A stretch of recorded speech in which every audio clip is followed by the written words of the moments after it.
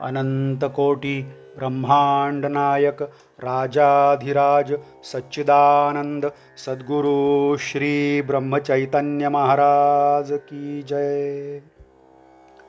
श्रीराम समर्थ। 27 जून। शाश्वतचे सुख कसे लाभेल? असे पहा, एखादा प्रवचन करणारा घ्या किंवा मोठा वैदिक कर्मे करणारा घ्या, त्याला त्यापासून समाधान मिळते असे नाही, तो असमाधानातच असतो. कळू लागल्यापासून आपण सदाचाराने वागत असून आणि देवधर्म करीत असूनही आपल्याला समाधान लाभत नाही. याचे कारण काय?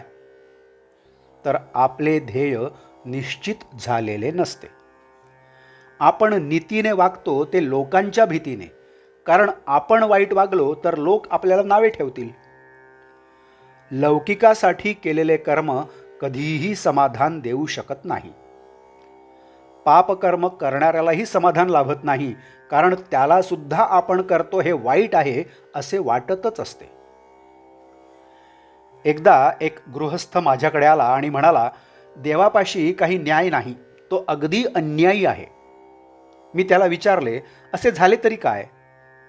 त्यावर तो म्हणाला, मी कधी कोणाचा पैसा खाल्ला नाही, सदाचरणाने वागलो, पण मी फक्त एक मजली घर बांधू शकलो आणि माझ्या हाताखाली काम करणाऱ्या एका भिकारड्या कारकुनाने पैसा खाऊन माझ्या घरासमोर दुमजली घर बांधले. मी त्याला विचारले, मग तुम्ही का नाही पैसा खाल्ला? त्यावर तो म्हणाला, मला तसे आवडत नाही, लोक नावे ठेवतील. तेव्हा जे कर्म लौकिकासाठी केले त्याने कधीही समाधान मिळू शकणार नाही.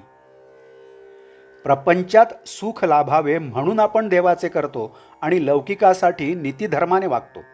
मग त्यातून शाश्वतचे सुख कसे लाभेल?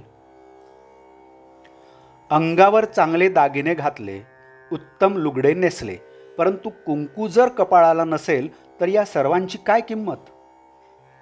तसेच जर देवाचे प्रेम नसेल तर त्या सत्कर्मापासून तितकासा उपयोग होणार नाही.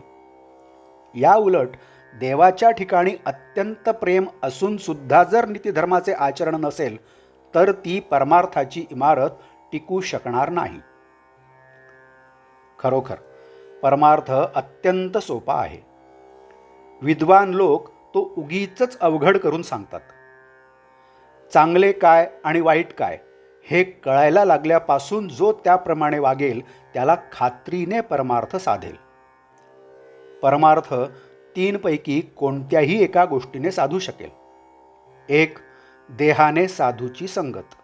दुसरी, संतांच्या वाङ्मयाची संगत आणि त्याचप्रमाणे पुढे आचरण.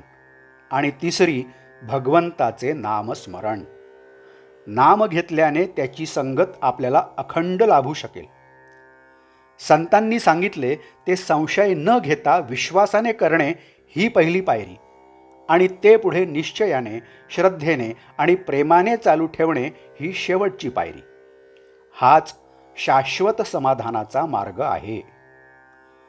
आजचे बोधवाक्य: जग काय म्हणेल म्हणून वागणे याचे नाव व्यवहार, भगवंत काय म्हणेल म्हणून वागणे याचे नाव परमार्थ.